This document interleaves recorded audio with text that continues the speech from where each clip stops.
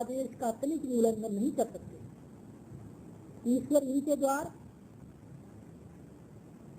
इनके द्वारा अपने राज का प्रबंध करता है और ये ठीक ठीक उसके आदेश का पालन करते हैं। इनको स्वयं अपने अधिकार से कुछ करने की शक्ति नहीं है।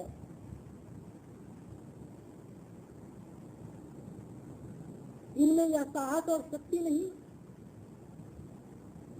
ईश्वर के सामने किसी की सिफारिश करें, उनकी पूजा करना और उनसे सहायता की याचना करना तो मनुष्य के लिए अपमान है,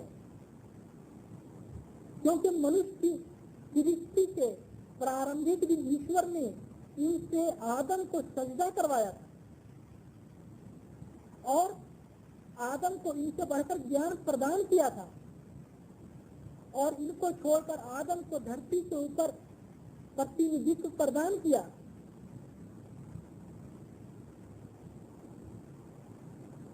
तो जिस मनुष्य के सामने ये फरिश्ते नतमस्तक हो, उनके लिए इससे बढ़कर क्या अपमान हो सकता है कि वह उल्टा उनके आगे सजदा करे और उनसे भिक्षा मांगे। हजरत मोहम्मद सल्लल्लाहु अलैहि वसल्लम ने एक और तो हमको फरिश्तों की पूजने और ईश्वरत्व में उन्हें शरीक मानने से रोक दिया। दूसरी ओर आपने हमें ये बताया कि फरिश्ते ईश्वर के श्रेष्ठ बंदे हैं, उसके पैदा किए हुए हैं, पापों से रहित हैं, उनकी परिस्थिति ही ऐसी है कि वो ईश्वर के आदेशों का उल्लंघन नहीं करें।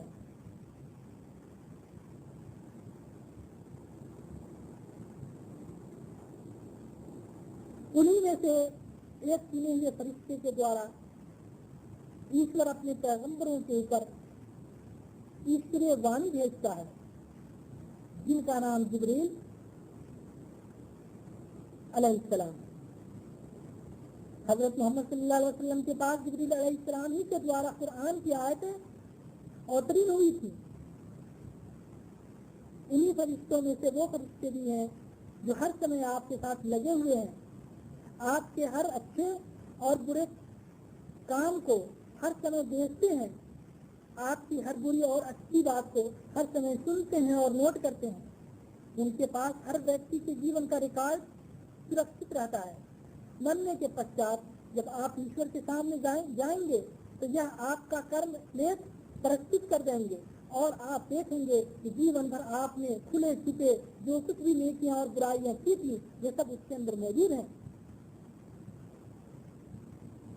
तीसरी चीज जिसके ऊपर ईमान लाने की शिक्षा हजरत मोहम्मद सल्लल्लाहु अलैहि वसल्लम ने हमको दी है वो अल्लाह की किताबें हैं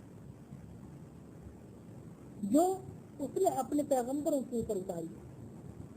ईश्वर ने जिस तरह हजरत मोहम्मद सल्लल्लाहु अलैहि वसल्लम के ऊपर कुरान उतारा है, उसी तरह आपके पहले जो रसूल हुए हैं उनके पास भी किताबें भेजी थी।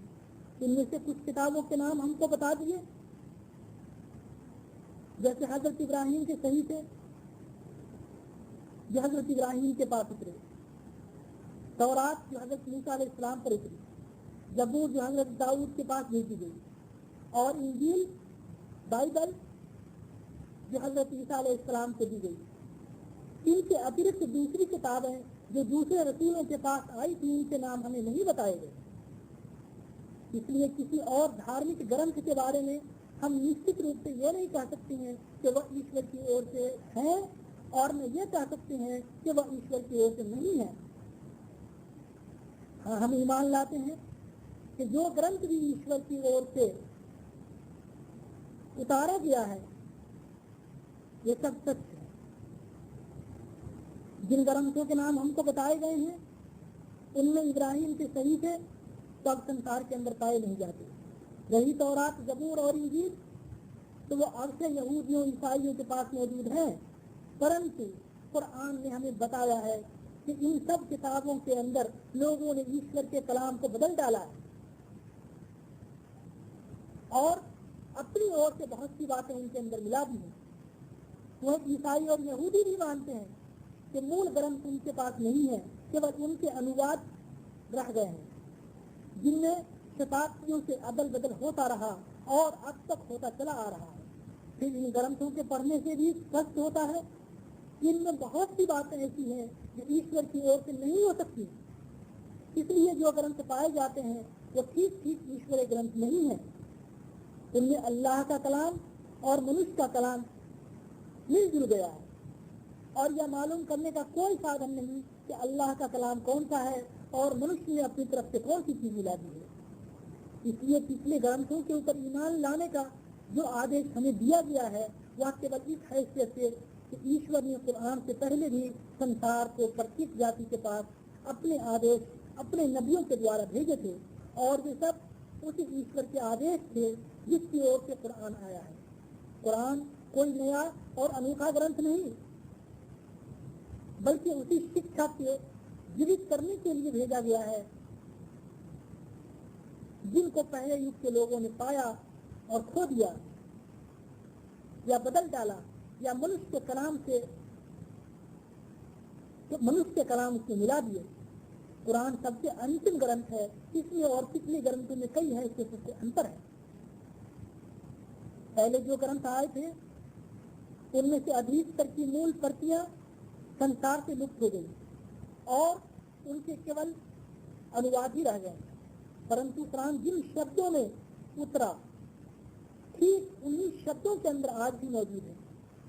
उसके एक एक अक्षर बल्कि एक एक सत्र के अंदर भी एक एक सत्र और एक एक मात्रा के अंदर भी परिवर्तन नहीं हुआ। पिछले ग्रंथों में लोगों ने ईश्वरीय वाणी के अंदर अपना कलाम मिला दिया। एक ही ग्रंथ में ईश्वरीय वाणी भी है और लोगों के कलाम भी, और सब चीजें इस तरह से गुड़गुड़ हैं कि इस वाणी को उनमें से अलग छांट लेना मुमकिन नहीं। परंतु कुरान में विशुद्ध ईश्वरीय वाणी हमें मिलती है और उसमें किसी दूसरे का कलाम का लेस मात्र भी मिश्रण नहीं। कुरान की टीका हदीस, रसूल के जीवन चरित्र, सहाबा के जीवन चरित्र और इस्लाम के इतिहास के ऊपर मुसलमानों ने जो कुछ भी लिखा है वह सब कुरान से बिल्कुल अलग दूसरे ग्रंथों में लिखा हुआ है। जितने भी धार्मिक ग्रंथ संसार के विभिन्न जातियों के अंदर पाए जाते हैं उनमें से एक के बारे के अंदर भी ऐतिहासिक प्रमाण हमें नहीं मिलता, परंतु कुरान के बारे में इतने अटल ऐतिहासिक परिमाण मौजूद हैं कि कोई व्यक्ति हजरत मोहम्मद सल्लल्लाहु अलैहि वसल्लम के साथ उसका संबंध होने में संदेह नहीं कर सकता। पिछले ग्रंथ जिन भाषाओं में उतरे थे वह चिरकाल से मुद्दा हो चुके हैं। अब संसार के अंदर कहीं भी उनके बोलने वाले बाकी नहीं रह गए, परंतु कुरान जिस भाषा के अंदर है वह एक जीवित भाषा है। संसार में करोड़ों व्यक्ति आज भी उसको बोलते हैं और करोड़ों व्यक्ति उसे जानते और समझते हैं। जितने धार्मिक ग्रंथ संसार के विभिन्न जातियों के अंदर पाए जाते हैं उनमें से प्रत्येक ग्रंथ के अंदर किसी विशेष जाति को संबोधित किया गया है और प्रत्येक ग्रंथ के अंदर ऐसे आदेश पाए जाते हैं जो एक विशेष युग की परिस्थितियों और आवश्यकताओं के लिए है, परंतु अब न उसकी आवश्यकता है और न उन्हें व्यवहार में लाया जा सकता है। लेकिन कुरान को देखिए, इस ग्रंथ में हर जगह मनुष्य को संबोधित किया गया है। इससे किसी एक वाक्य से भी यह संदेह नहीं हो सकता कि यह किसी विशेष जाति के लिए है। फिर इस ग्रंथ में जितने आदेश दिए गए हैं वो सब ऐसे हैं जिनका हर युग में और हर जगह पालन किया जा सकता है। यह बात सिद्ध करती है कि कुरान संपूर्ण संसार के लिए और सदा के लिए है। यही विशेषताएं हैं जिनके कारण संपूर्ण संसार की जातियों को आदेश दिया गया है कि कुरान के ऊपर ईमान लाएं और समस्त ग्रंथों को छोड़कर केवल इसी एक ग्रंथ का अनुवर्तन करें, क्योंकि मनुष्य को ईश्वर की इच्छा के अनुसार जीवन व्यतीत करने के लिए जितने आदेशों की आवश्यकता है वे सब इसके अंदर बिना किसी कमी बेसी के बयान कर दिए गए हैं। यह ग्रंथ आ जाने के बाद किसी दूसरे ग्रंथ की आवश्यकता नहीं रह जाती।